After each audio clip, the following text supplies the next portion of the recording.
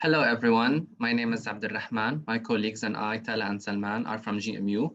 And today we'll be presenting to you prevalence of moderate to severe depressive symptoms among adults in the UAE. So depression is a very common mental disorder in the world. And according to the World Health Organization, 22.2% of university students suffer from this mental disorder.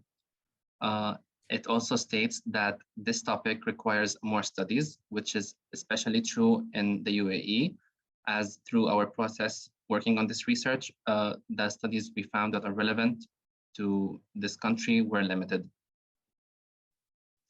There are over 322 million cases of depression worldwide. 16% are focused in the Eastern Mediterranean region, and the prevalence scores in the UAE range from 12.5% to 28.6% of depression cases. Symptoms include feelings of sadness, loss of hope and pleasure, feelings of worthlessness or a sense of guilt, and risk factors that may lead to depression include trauma, socioeconomic and environmental factors, substance abuse, and health-related factors. There are studies in the UAE, one done in Al Ain, which demonstrates the association between socioeconomic factors and depression, and another one done in Sharjah that correlates depression and selected health problems. Our methods, basically our study is a cross-sectional one. It included all adults in the UAE, 18 years of age and older, both genders and all nationalities. We calculated the sample size to be 310 individuals. The responses were stored on an Excel spreadsheet and analyzed by an SPSS version 27. We used chi-square to assess the association between the variables, and multiple logistic regression analysis was used to determine which factors are predictive. We developed a questionnaire, and in addition to that, we used the patient health questionnaire 9 to assess the participants if they suffer from depression and the level of severity. Our own questionnaire was validated by 3 experts and was provided through online means. Results and discussion.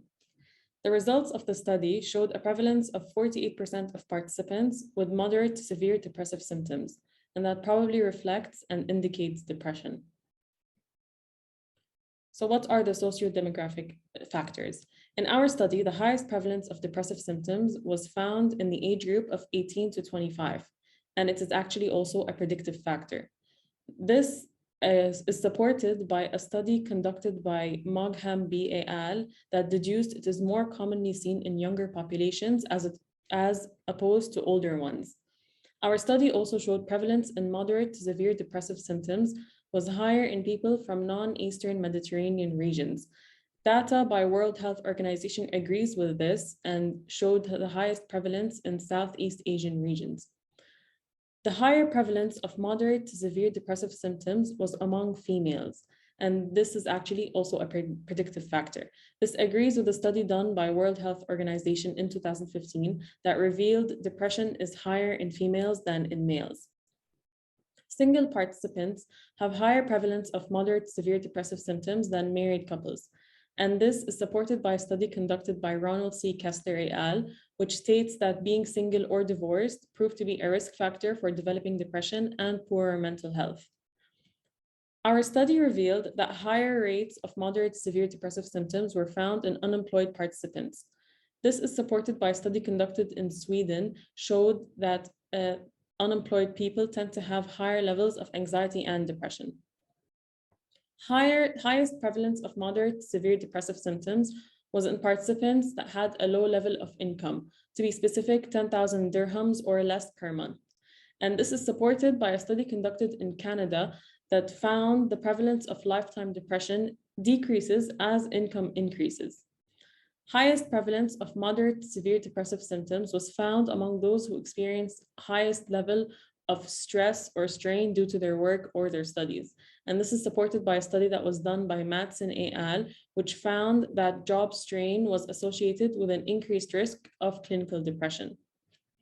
Moderate to severe depressive symptoms were found highest in participants with lower education levels, to be specific, high school and below.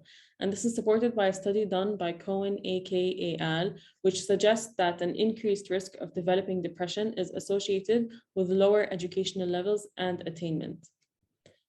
Family history of depression had the higher prevalence of moderate severe depressive symptoms. And this agrees with a study conducted by Zalar B. al. That revealed that having a family history of depression plays a major role in developing depression and is considered a very important risk factor. Coming to social factors, the highest prevalence of moderate to severe depressive symptoms was found in participants in a family size with 6 members or more. A study conducted in the Northwest Province of South Africa in 2019 stated that having a very large family size was significantly associated with worse PHQ-9 scores. And as regards for living situation, our results showed that the highest prevalence was found in participants living alone. This comes in agreement with a study done by Sarah T. Stahl et al. In 2017 that suggested living alone was associated with higher levels of depressive symptomology. Now, participants who classified themselves as not religious showed higher prevalence of moderate to severe depressive symptoms, and the extent of religiousness we found is a predictive factor for moderate to severe depressive symptoms. And this agrees with a study which states that the involvement of religious and spiritual factors is associated with less depression. Now, fear of stigma discouraged about 50% of diagnosed people with depression from seeking help. This is supported by a systemic review study done by Zolezi in 2018, which referred to the presence of association between stigma and mental illness in Arab culture. Moving on to health and lifestyle-related factors, highest prevalence of moderate to severe depressive symptoms was found among participants with a physical disability. This is supported by a study done by Jin-Wan No et al. That showed physical disability is a risk factor for depression. Also, higher prevalence of moderate to severe depressive symptoms was found in participants with chronic diseases or illnesses. And this is supported by a study conducted in 2018 by Mujtaba Loftliani et al. That detected depression in patients with chronic diseases. Participants who suffered from post-surgical depression show higher prevalence of moderate to severe depressive symptoms currently. And this agrees with a study done by Richard S. J. Nickinson et al. And that study mentioned that most of their subjects experienced post-operative depression. Higher prevalence of moderate to severe depressive symptoms with participants who suffered post-traumatic stress disorder was also found.